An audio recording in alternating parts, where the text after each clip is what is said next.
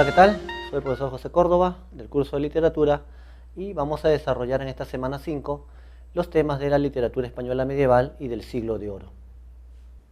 Bien, vamos a desarrollar a partir de esta semana todo lo referente a lo que es literatura española. Comencemos con la época medieval. Primero hay que situarnos en el contexto en el cual se desarrolla esta literatura. Nos ubicamos en la época medieval donde no existía España como nación, sino un conjunto de reinos. Castilla, León, Navarra, entre otros. Muy bien, todo lo que hoy día constituye la península ibérica estuvo invadida por casi 800 años por los musulmanes o árabes. En este contexto se van a dar entonces las guerras de reconquista. Los reinos españoles cristianos se van a enfrentar a los musulmanes. Estas guerras de reconquista entonces derivan en guerras santas, ¿verdad? En guerras religiosas. Este tema va a aparecer o va a ser un tema también del poema El mío Cid. Cid es un guerrero cristiano que una vez que sea desterrado se va a enfrentar a moros o musulmanes y va a aparecer este tema de las guerras santas. Bien, sobre el poema El mío Cid o cantar de mío Cid también se le denomina. Es una obra considerada anónima, aunque Ramón Menéndez Pidal, uno de los principales estudiosos, postula como posibles compositores a dos juglares. Un juglar de San Esteban de Gormaz, un pueblo, y el juglar de Medinaceli. El juglar de San Esteban de Gormaz en 1110 y el juglar de Medinaceli en 1140, que habría sido un refundidor. Esta es la propuesta de Menéndez Pidal. Sin embargo, se sigue considerando una obra anónima. Hay que enfatizar ciertos rasgos formales en esta obra, ya que los ejercicios y hasta simulacros siempre, digamos, hay que repasar esta parte formal. Veamos. No olvidarse del género al cual pertenece.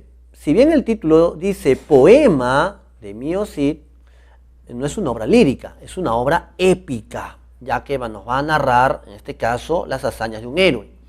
Especie de cantar de gesta, ya que vamos a tener, ¿no?, la narración de una gesta o de un hecho heroico, pero durante la Edad Media. La métrica es irregular, es decir, vamos a tener versos que van de las 10 hasta las 20 sílabas métricas, con predominancia de los versos de 14 y los versos de 16 sílabas. La rima es asonante. Asonante quiere decir imperfecta. ¿Ya? No hay igualdad total de sonidos al final de cada verso, como si es el caso de la rima consonante. En el caso de los cantares de gesta, utilizan la rima asonante y su métrica es irregular o variada. No olvidarse que este famoso cantar de gesta está inspirado en la vida de un famoso guerrero, Rodrigo Díaz de Vivar, conocido como el Cid Campeador. Entonces, se va a contar entonces acá sus hazañas. La obra, el original más antiguo que se conserva, del 1307, está firmado por un tal Perabat. Perabat fue un monje, es el copista, ¿no? En algún momento un teórico, lo postuló como el posible autor, pero en realidad es el monje que hizo la copia del texto más antiguo que se conserva.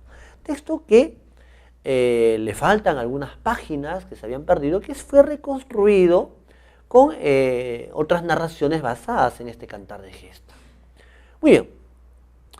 Menéndez Pidal, para un mejor análisis y comprensión, lo dividió en tres partes. Las ediciones modernas, digamos, conservan esa división en tres partes, ¿no? Los tres cantares.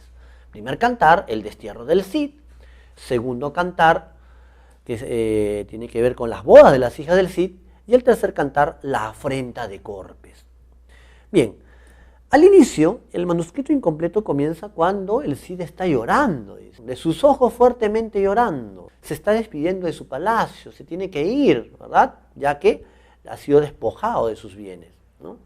Al inicio, Alfonso VI, rey de Castilla, ha decidido desterrar al Cid. Motivo del destierro: el Cid ha sido calumniado, acusado de apropiarse de las parias del rey. ¿Qué son las parias? Los impuestos. Muy bien. le ha dado 9 días de plazo para que se retire de su reino y además le ha confiscado sus bienes y todo aquel que quiera ayudarlo también correrá la misma suerte, ¿verdad? Será desterrado y sus bienes confiscados. Ahora, el motivo de esta acusación o calumnia aparece justamente como un subtema en esta obra. El conflicto entre la nobleza linajuda y la nobleza de privilegio. Recuerden que el Cid pertenece a esta segunda nobleza, la de privilegio. Él, de un simple infanzón, ha ascendido socialmente por méritos de guerra y acumulación de riquezas. En Castilla, en la época medieval, las barreras sociales no eran infranqueables como en otros reinos. Entonces el Cid ha podido ascender, pero esto despertó la envidia de los nobles de sangre, ¿no? La nobleza linajuda, que tramó esta calumnia mediante el conde Garcio Ordóñez. Muy bien, el Cid se está retirando, se lleva a su esposa, Ximena, y a sus hijas, Elvira y Sol, pero a medida que se retira, sus tropas se van a unir a él, se van a desterrar con él. Muy bien, el Cid, para agenciarse algo de dinero con el cual mantener a sus mesnadas o tropas, acude al consejo de un personaje como es Martín Antolínez. ¿Qué van a hacer? Van a engañar a unos judíos prestamistas, Vidas y Raquel, con 2 cofres o arcas con arena, ¿no? Martín Antolínez les ofrece estas arcas que están con candados, ¿verdad? Bien selladas, diciéndoles que el Cid deja esos tesoros a cambio de un préstamo en efectivo, ¿no? 600 marcos, y que luego les devolverá ese dinero y sus intereses siempre y cuando que no abran esas arcas que contienen todos sus tesoros. Los judíos acceden, creían en la palabra del Cid. Muy bien, el Cid con este dinero va a dejar a su familia a buen resguardo en San Pedro de Cardeña, un convento. En esta última noche que pasa en Castilla, en sus sueños aparece el arcángel San Gabriel para consolarlo. Es una de las pocas escenas fantásticas que hay en esta obra. Salvo esta y el suceso de León del tercer cantar, esta obra goza de un carácter realista. Realista por las descripciones geográficas, por las costumbres sociales, ¿verdad? Esta obra es básicamente realista, pero por allí contiene uno que otro elemento fantástico. Muy bien, el Cid comienza sus conquistas, primero con pequeños castillos, ¿no? Pequeñas ciudades, y acumula un primer botín, envía un regalo al rey. Con su brazo derecho, otro gran guerrero, Álvar Fáñez. Minaya Álvar Fáñez también se le dice. Muy bien, el rey accede, o sea, recibe el regalo, pero no perdona al Cid. Muy bien, y este primer cantar termina cuando el Cid conquista Barcelona y vence al conde de Barcelona, Ramón Berenguer, y obtiene la espada colada. Pasan muchos años, el Cid cerca a la ciudad de Valencia, que era un bastión de los moros, muy bien, durante muchos meses no deja ingresar alimentos ni agua, y al 10º mes la ciudad se rinde. El Cid conquista Valencia entonces, es su principal conquista y le va a dar pues una gran fuente de riqueza y dinero, y los hombres que pelearon con él también van a ser muy ricos. El Cid va a establecer su palacio allí y envía un segundo regalo al rey mediante Álvar Fáñez. El rey también recibe el regalo, pero no lo perdona, pero concede que se pueda reunir con su familia. El Cid va a llevar a vivir a Valencia a su esposa y a sus hijas, que ya están señoritas. Muy bien, los moros envían un poderoso ejército a reconquistar Valencia, pero el Cid los derrota y obtiene otro gran botín de guerra. Envía el tercer regalo al rey. Ante tantas muestras de lealtad, ¿qué hace Alfonso VI? Decide darle o concederle el perdón. Ambos ejércitos se encuentran a orillas del río Tajo y allí entonces el rey perdona al Cid. Muy bien, ahí el Cid está recuperando su honor. Recuerden el tema central, ¿no? El destierro y la recuperación de la honra o del honor.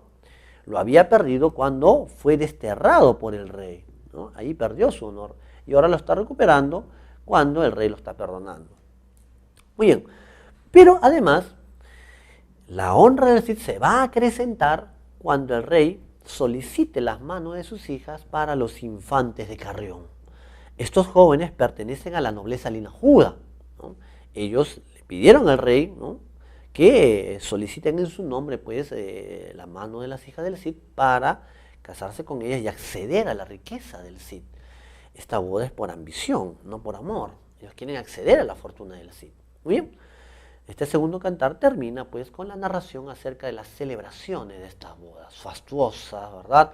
Duraron muchos días de banquetes, bailes, etc., ¿no? El Cid pues entregó también una cuantiosa dote por sus hijas. Muy bien, los de Carrión además se quedan a vivir en Valencia, ¿no? Tercer cantar, la afrenta de Corpes. ¿Qué significa afrenta? Afrenta significa ofensa, un insulto, diatriba. Muy bien, al inicio de este tercer cantar encontramos el suceso del león, ¿no? Un día el Cid estaba durmiendo en su trono, en su palacio, y se escapa pues el león, una fiera que estaba enjaulada, se escapa. Los hombres del Cid rodean al campeador, no quieren interrumpirle su sueño. Los de Carrión muestran su cobardía, ¿no? Se esconden ahí todos temerosos. El Cid, cuando se despierta y ve a sus mesnadas o soldados que lo están rodeando, pregunta el motivo y le señalan pues que el león está muy cerca, está merodeando.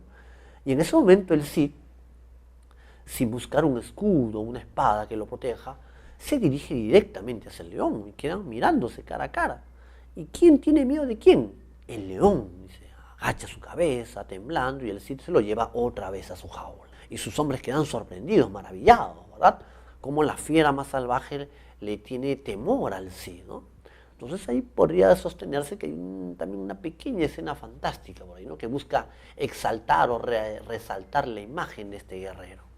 Cuando el Cid pregunta por sus yernos, estos salen de sus escondites, temerosos, temblando, y causa la burla de los soldados del Cid, que son hombres acostumbrados a lidiar constantemente.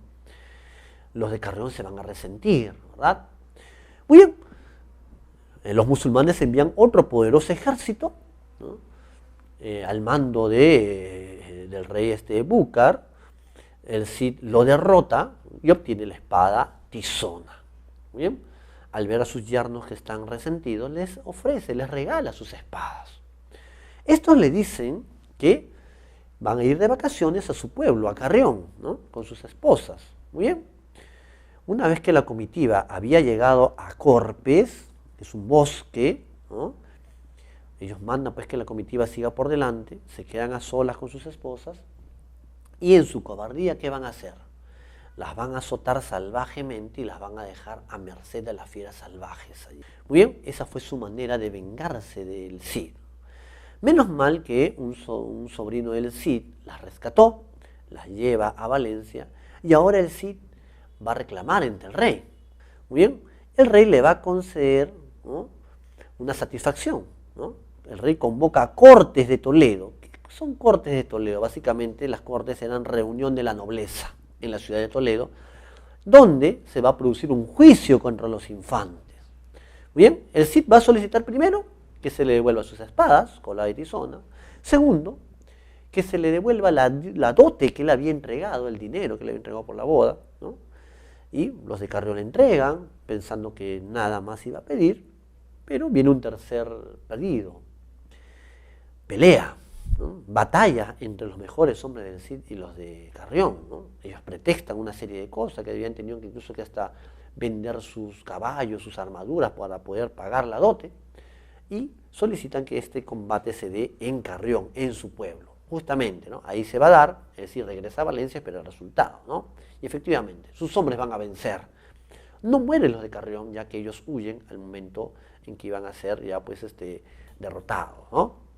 Muy bien, son vencidos, son declarados traidores y se anula el primer matrimonio. Muy bien. Luego llegan unos mensajeros de los infantes de Navarra y Aragón solicitando la mano de las hijas del Cid, y se anuncia este segundo enlace, estas segundas bodas. Ahora, ¿quiénes son los infantes de Navarra y Aragón? Son príncipes herederos, es decir, la familia del Cid se va a emparentar con futuros reyes de España, dándole mayor honor al Cid. Muy bien, y ahí tenemos entonces la parte final de este famoso poema de Emilio Cid. Entonces, hay que estar atentos a, digamos, los hechos principales de cada cantar, ¿verdad? ¿verdad? Preguntas recurrentes, ¿no? La conquista de Valencia ocurre en el segundo cantar, ahí también se da el perdón al Cid, ¿no? O las Cortes de Toledo, este juicio contra los de Carrión se da recién en el tercer cantar. Y no olvidarse que el primer enlace es con los infantes de Carrión y luego con los infantes de Navarra y Aragón. El tema central es el destierro y la recuperación de la honra del campeador, del Cid, muy bien. Pero también hay que tomar, digamos, muy en cuenta los subtemas de la obra. El enfrentamiento entre las dos noblezas, la linajuda y la de privilegio. El clima de Guerra Santa, que ya hemos explicado como parte de este contexto, ¿verdad? Y también el Cid es un personaje paradigmático, ¿no? El amor familiar. El Cid es un buen padre, es un buen esposo, es un buen cristiano, ¿no? Es un personaje modélico, básicamente, ¿no? Eso también lo tenemos en este famoso Cantar de Gesta. Bien, eso sería entonces lo principal acerca de las tres partes del poema de Mío Cid. Veamos ahora el segundo punto, ya la literatura del siglo de oro. Sobre lo que es el siglo de oro español o edad de oro. ¿Por qué se le denomina así? Recuerden que esto se va a dar entre el siglo XVI y mediados del siglo XVII. Por lo tanto, comprende todo lo que es Renacimiento y lo que es la corriente barroca que se dio en el siglo XVII. Debería ser siglo y medio de oro, ¿no? Pero es la denominación que se le ha dado comúnmente. ¿Por qué este nombre? Porque estamos en el momento en que España es un imperio, es su apogeo político, su apogeo militar, su apogeo económico y cultural, en las letras también. Recuerden, pues, las grandes posesiones en América, los descubrimientos, las conquistas, parte de Italia le pertenecía, Países Bajos, etc. Era la fase imperial de España. Muy bien, entonces estamos en su etapa de esplendor y también a nivel cultural. Y abarcó dos corrientes literarias sucesivas. No olvidarse, siglo XVI, Renacimiento, y siglo XVII, Barroco. Bien, vamos a desarrollar acá, vamos a concentrarnos en un representante de la poesía renacentista del siglo de oro, Garcilaso de la Vega. Tengan cuidado, hay que saber quiénes son representantes del Renacimiento y quiénes son del Barroco. En este caso, Garcilaso es poeta renacentista. Bien, veamos un esquema que nos ayuda a comprender mejor su importancia. Garcilaso de la Vega, uno de sus méritos es que es él es representante de la escuela italiana en España. ¿Qué significa eso? ¿No? Él tiene influencia justamente de la poesía italiana. Recuerden que él vivió un tiempo justamente en parte de Italia, ¿no? Y allí tomó contactos pues, con los escritores renacentistas e incluso va a tener influencia de muchas estrofas de origen italiano, ¿no? A ver, entre los méritos literarios de Garcilaso tenemos que él hace triunfar el verso endecasílabo, es decir, el verso de 11 sílabas. Habían existido antecedentes, ¿no? El Marqués de Santillana o el mismo amigo de Garcilaso, Juan Boscán, pero él utiliza de manera magistral. Muy bien, por eso que él representa también, dice, él tiene la influencia del verso al itálico modo, ya que va a usar diversas estrofas de origen italiano. En su separata, si ustedes revisan, se mencionan las siguientes estrofas. El terceto, muy importante, incluso lo tenemos en Divina Comedia de Dante Alighieri, estrofa de 3 versos, donde cada uno mide 11 sílabas, o sea, el endecasílabo. El cuarteto también, estrofa de 4 versos, donde cada verso mide 11 sílabas. El soneto también es muy importante, ¿no? ¿Cuál es la estructura de un soneto? El soneto está constituido por 2 cuartetos y 2 tercetos. Cada verso mide 11 sílabas. Es el triunfo, pues, del endecasílabo. La octava real es una estrofa de 8 versos, donde cada verso mide 11 sílabas, ¿no? Sin embargo, una de las principales, ¿no?, que se enfatiza mucho en los ejercicios en cada ciclo, es la lira. ¿Qué tiene de especial la lira? Es una estrofa que tiene 5 versos, donde el primero mide 7 sílabas métricas, el segundo 11, el tercero 7, el cuarto 7 y el último 11 sílabas métricas. No se olviden que no son los mismos sílabas reales que sílabas métricas, ¿no? Se aplican ciertas leyes y ciertas licencias poéticas. Entonces, ese es su esquema, necesariamente. Tiene que ser 5 versos con la siguiente secuencia de medida métrica. Porque si no es así, si acá comienza con 11 y acá luego un 7, eso ya no es lira, es cualquier cosa menos una lira. ¿Ya? No confundir con la estancia. La estancia es un tipo de estrofa también de origen italiano que emplea Garcilaso, pero la estancia generalmente está compuesta por 14 versos, que combinan también heptasílabos y endecasílabos, pero a libre disposición. Lo mismo que con la silva, ¿no?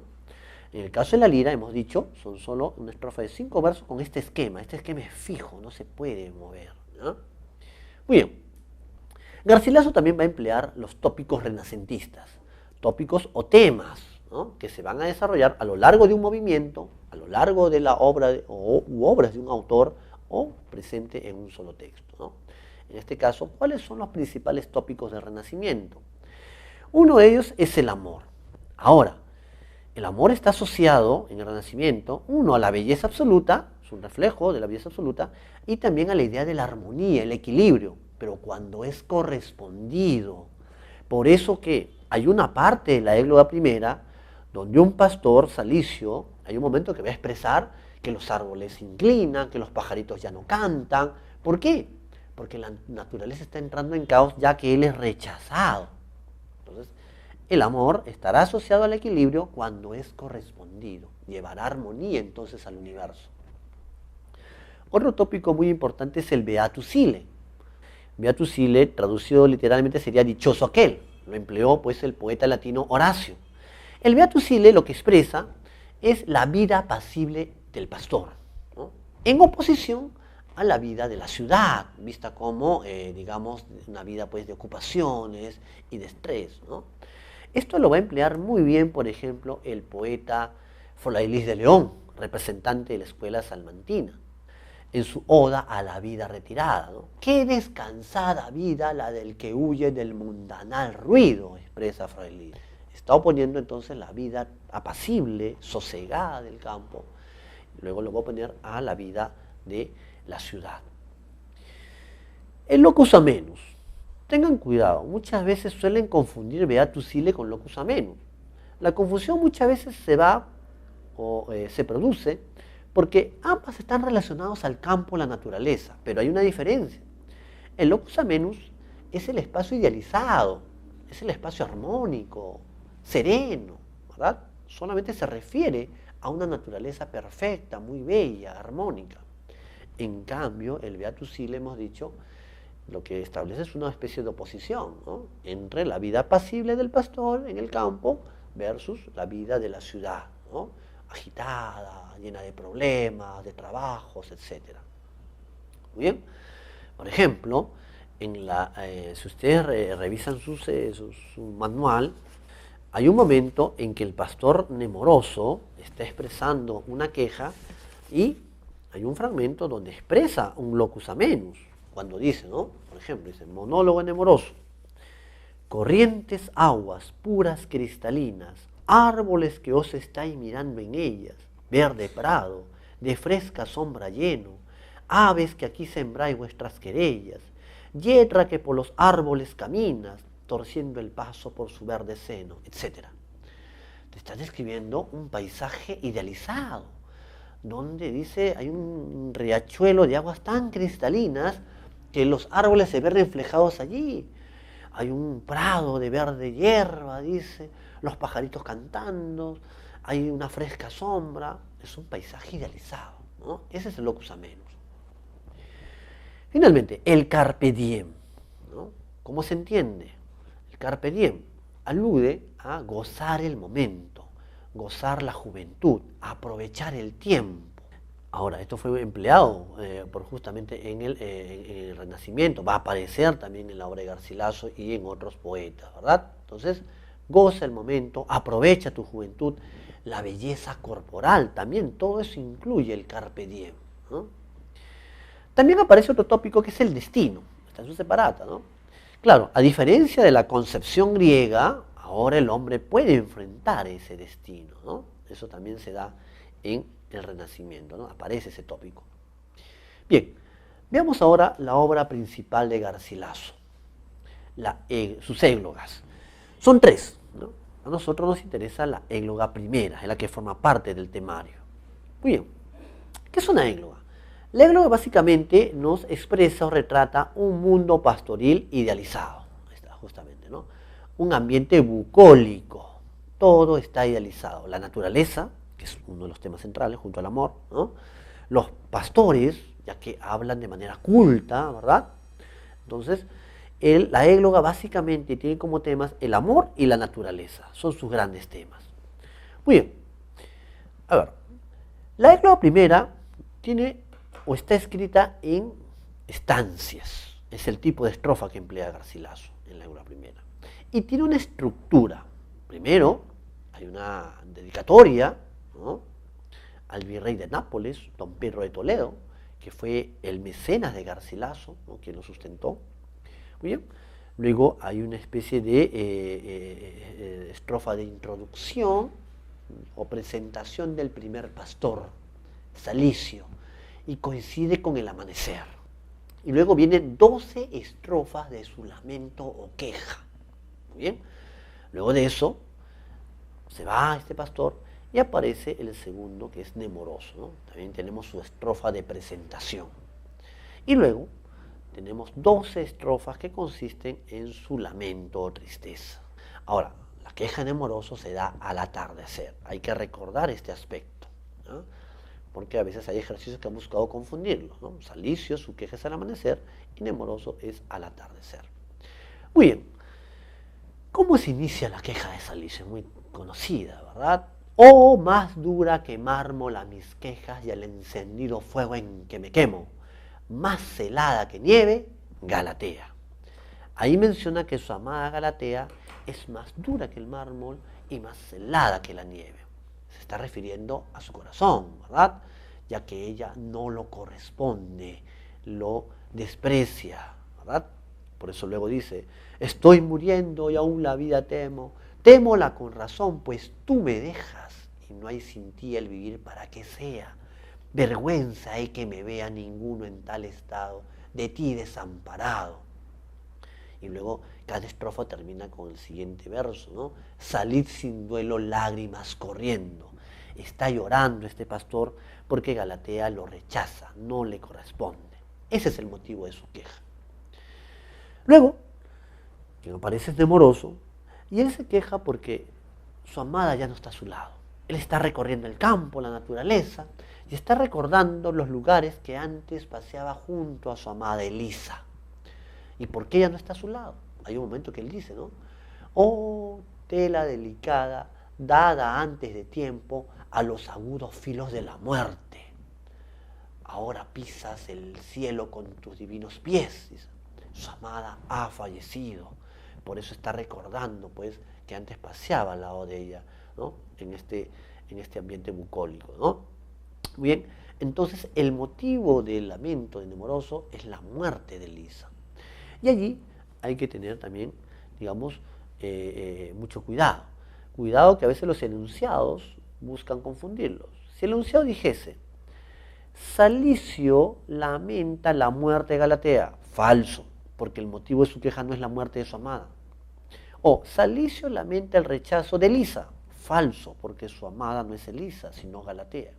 Entonces, tiene que coincidir el motivo de su queja con la amada respectiva, y a ello hay que agregarle el momento del día, ¿ya? Porque la obra alude al transcurrir de todo un día, pues, la naturaleza, el campo, ¿verdad? Muy bien.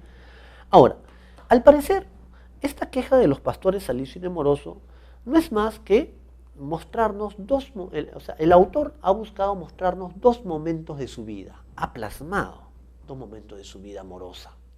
Recordar que el gran amor de Garcilaso, su musa, fue Isabel Freire, una dama portuguesa a la quien él pretendía, pero ella no lo corresponde.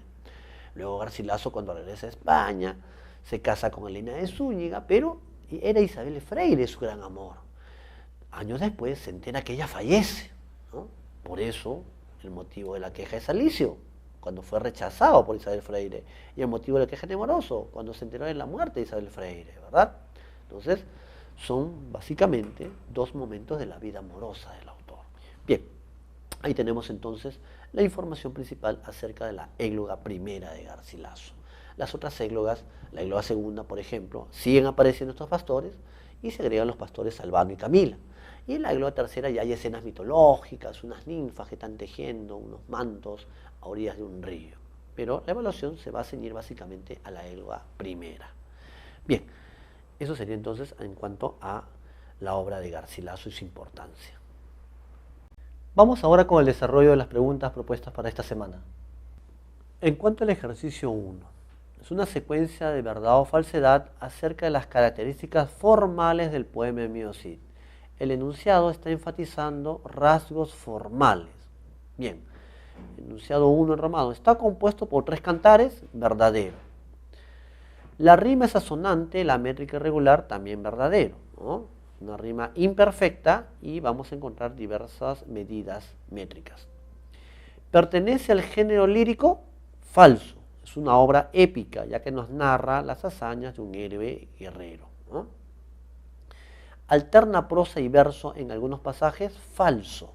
Está escrita en versos, claro, con distintas medidas. Entonces sería verdadero, verdadero, falso, falso, ¿verdad? Entonces la clave sería la E. En la pregunta 2 tenemos un fragmento que corresponde justamente al poema Mío Cid, ¿no? Nos requiere los enunciados correctos. A ver, en este fragmento, ¿qué se está narrando? Dice, ¿no? Básicamente, aquí es el momento en que dice, aquí tenéis mis 2 hijas, póngolas en vuestras manos, sabéis que con don Alfonso en hacerlo así quedamos, en nada quiero faltar a lo que está concertado, dárselas a los infantes de Carrión con vuestras manos. Ajá, entonces acá nos damos cuenta que se refiere al momento en que el Cid accede al pedido del rey, ¿no? Conceder la mano de sus hijas para los infantes de Carrión. Muy bien, el Cid cumple lo pactado con el rey entregando sus hijas en matrimonio, verdadero. Diego y Fernán, infante de Carrión, rechazan a las hijas del campeador, falso, ¿no? Ellos solicitan más bien casarse con ellas, claro, por ambición. El rey Alfonso honra al Cid con un matrimonio ventajoso para sus hijas, verdadero. El Cid no solamente ha recuperado su honor cuando fue perdonado, sino que éste se acrecienta con este matrimonio, ¿no? La escena de este acontecimiento corresponde al inicio del tercer cantar, falso, ¿no? La boda de las hijas del Cid se da en la parte final del segundo cantar. Por lo tanto, entonces, la clave sería, en la pregunta 2, sería la A, ¿no? Los enunciados correctos solamente serían el 1 y el 3. Pregunta 3. Otro fragmento del poema El Mío Cid. Y ahora dice, este fragmento alude al tema de la... Bien, ¿qué nos narra acá? Dice, al buen Minaya Albarfáñez bueno le salió el caballo. De esos moros enemigos ha matado a 34. De tajos que dio su espada, muy sangriento lleva el brazo. Ajá. Aquí se está narrando el enfrentamiento de las mesnadas del Cid con los moros, ¿no? Y luego sigue enfatizando ese aspecto, dice, ¿no? Muchos moros ya se han muerto. Por lo tanto, se está, digamos, aquí narrando el tema de las guerras santas, ¿verdad? Entonces tenemos como clave la guerra santa entre cristianos y moros. Ejercicio 4.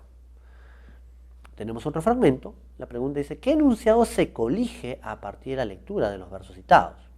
Dice, ¿no? Muy callado y pensativo un rato el rey se quedó, que corran mis pregoneros, pues mi reino mando yo, que en la ciudad de Toledo convoquen a una reunión de cortes, y a todos llaman al conde y al infanzón, allí mandaré que acudan los infantes de Carrión. Aquí este fragmento corresponde a la tercera parte, cuando se da las cortes de Toledo, es decir, en la práctica es un juicio contra los infantes de Carrión. Muy bien, ¿qué se colige entonces? Bien, la respuesta sería entonces, la honra del Cid busca ser limpiada después de la afrenta sufrida, ¿no? La afrenta fue cuando azotaron a sus hijas y en las cortes de Toledo se le da un juicio y una satisfacción, ¿no? Recupera sus espadas, recupera su dote y además los de Carrión van a ser derrotados. Bien, la clave es la A. Ejercicio 5. Dice, un fragmento y hay que completar un enunciado. Dice, con relación a uno de los hechos aludidos en los versos citados del poema Mío Cid, marque la alternativa que completa correctamente el siguiente enunciado. Espacio, Es un tema que se expresa a través de la secuencia ¿dónde?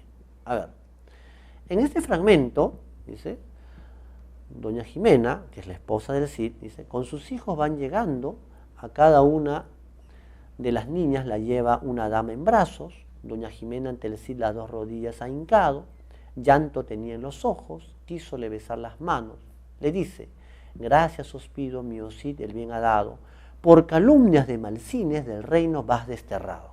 O sea, este fragmento corresponde a la primera parte, cuando el Cid se va a despedir de su esposa, ¿verdad?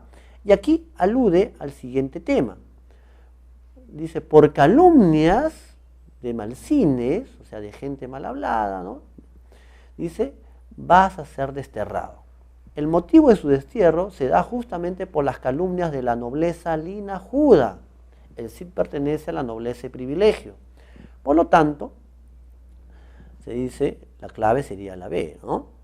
El conflicto entre noblezas es un tema que se expresa a través de la secuencia donde se alude a la infamia hecha contra el Cid, justamente, ¿no? La calumnia, ¿no? De haberse apropiado de las parias del rey.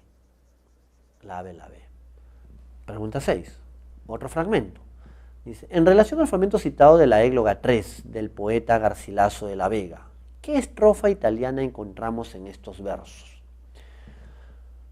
Si analizamos, esta es una estrofa que contiene 3, 6, 8 versos, ¿no? Y si uno realiza el conteo métrico, se da cuenta que contiene 11 sílabas métricas, o sea, verso en decasílabo. Muy bien. ¿Qué estrofa empleó Garcilaso de origen italiano, que tenía 8 versos y donde cada verso mide 11 sílabas? La octava real, ¿no? Ahí tenemos la respuesta. Otro fragmento, en este caso corresponde al poema Oda a la vida retirada de Froilaz de León, que dice la pregunta, ¿qué tópico latino o tema renacentista se desarrolla? Muy bien, qué descansada vida la del que huye del mundanal ruido y sigue la escondida senda por donde han ido los pocos sabios que en el mundo han sido. Aquí alude a la vida apacible, tranquila, en oposición evidentemente a la vida, digamos, de soberbia, a la vida, pues, de, digamos, de ambiciones que encontramos en las ciudades, ¿verdad? Muy bien, este es el tópico entonces del Beatus Ille, que lo va a emplear incluso Fray Luis en esta famosa oda, ¿no? La vida apacible del pastor o del campo. Pregunta 8. Dice, durante el Renacimiento español, los poetas optaron por el empleo de determinados tópicos.